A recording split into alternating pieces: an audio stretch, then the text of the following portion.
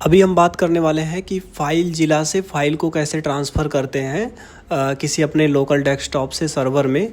तो सबसे पहले हम क्या करेंगे, फ़ाइल ज़िला जो है वो इंस्टॉल करेंगे अपने डेस्कटॉप में। इंस्टॉल करने के लिए आपको ये सर्च करना है। सर्च करने के बाद इस साइट पे आ जानी है और यहाँ पे आने के बाद यहाँ दो चीज़ है, एक फ़ाइल ज़िला सर्वर और फ़ाइल ज़िला क्लाइंट।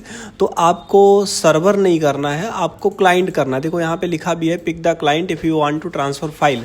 अगर आप फाइल सिर्फ और सिर्फ फाइल ट्रांसफ़र करना चाह रहे हैं अपने लोकल डेस्कटॉप से सर्वर पे, तो आपको फ़ाइल ज़िला क्लाइंट डाउनलोड करना है। और लेकिन अगर वो सबके लिए अवेलेबल करवाना है तो आप ये सर्वर वाला कर सकते हैं। तो मेरे केस में ये है, मुझे अपने कंप्यूटर से सी पैनल में ट्रांसफ़र करना है। और सबसे बड़ी दिक्कत यही होती है कि लोगों को सी पैनल में ट्रांसफ़र करने के लिए दिक्कतें होती हैं। 2 GB से ज़्यादा सी पैनल में फाइल ट्रांसफ़र नहीं होती है। तो उसके लिए हम फ़ाइल ज़िला या किसी और FTP क्लाइंट का यूज़ करते हैं। तो मैं फ़ाइल ज़िला का बता रहा हूँ। आपको इस पर क्लिक करके डाउनलोड करना है, डाउनलोड करके इंस्टॉल कर लेना है। जैसे ही आप इंस्टॉल करेंगे, इंस्टॉल करने के बाद आपको मिलेगा फ़ाइल और ये इंटरफेस आपको मिलेगा। तो इस इंटरफेस में सबसे पहले करना क्या है, आपको यहाँ पे होस्ट, ये जो आपका होस्ट है, यहाँ पे आपके जो सी पैनल का IP एड्रेस है वो पेस्ट करना है। और यहाँ पे आपको जो सी पैनल का यूज़र नेम है वो पेस्ट करना है और आपको सी पैनल का पासवर्ड और पोर्ट में 21 या 22 पेस्ट कर देना है। आप 22 कर सकते हैं या 21, ठीक है। अब अगर आपको फाइल ट्रांसफ़र प्रोटोकॉल यूज़ करना है तो आप यहाँ पे 21 यूज़ कर सकते हैं। तो मैं ये सारा डाटा फिल कर लेता हूँ। सिंपल सा यहाँ होस्ट नेम, आपको ये सारा का सारा सर्वर से मिल जाएगा। आपका जो भी फाइल क्लाइंट होगा आप वहाँ से मांग लेंगे तो वो दे देंगे। और आपको मेल भी आता है सर्वर इन्फॉर्मेशन करके। तो आप ये चीज़ें डाटा डाल के फिर कनेक्ट करके फिर मैं दिखाता हूँ। तो मैंने अपना ID पासवर्ड डाल दिया। डालने के बाद मैंने क्विक कनेक्ट पे क्लिक किया। आपको पोर्ट में 22 डालना है और आपको यूज़र नेम, पासवर्ड और ये अपना डाल के क्विक कनेक्ट कर देना है। जैसे ही आप क्लिक करेंगे तो ये आपका ओपन हो जाएगा।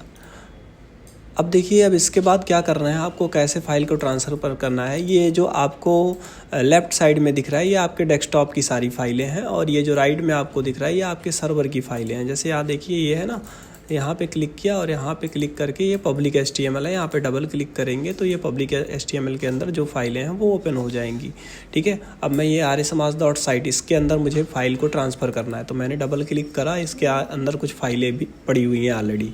अब मुझे क्या करना है, मेरे पेन ड्राइव में एक फ़ाइल है, उस फाइल को मुझे इस पर ट्रांसफ़र करना है, यानी कि सर्वर पे मूव करना है। तो मैं यहाँ डबल क्लिक करता हूँ और ये फ़ाइलें हैं। तो मैं सबसे ऊपर जाऊँगा मेन डायरेक्टरी में और ये है मेरा। अब मुझे ये देखना है कि मैं कौन सा मेरा फ़ाइल है। तो मैं यहाँ पे चेक कर लेता हूँ। मेरा जो ड्राइव है जिसमें मेरे डाटा पड़ा हुआ है ये USB-D ड्राइव है, इस फोल्डर में है, ठीक है, USB-D ड्राइव में। तो यहाँ पे आके USB-D ड्राइव में आ जाते हैं। ये USB-D ड्राइव हो गया और ये डिनिस पथिंग नाम का फ़ोल्डर है, इसमें था।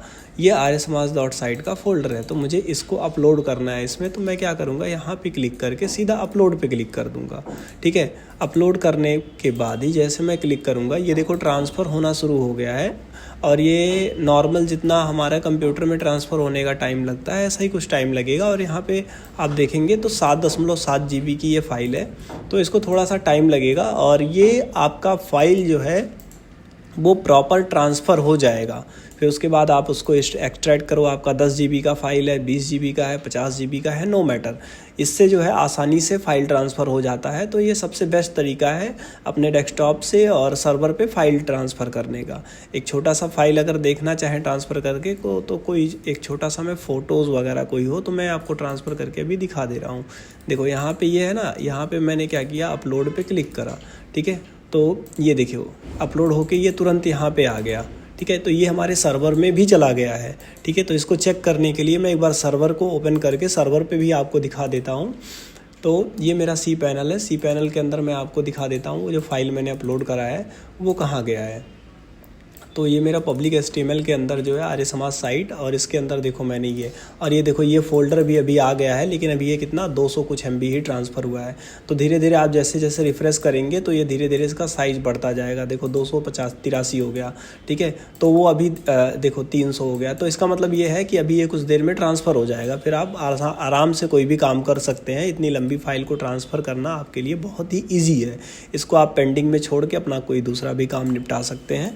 ये सबसे बेस्ट तरीका है फ़ाइल को ट्रांसफ़र करने के लिए। आई होप आपको ये चीज़ें समझ में आई होंगी।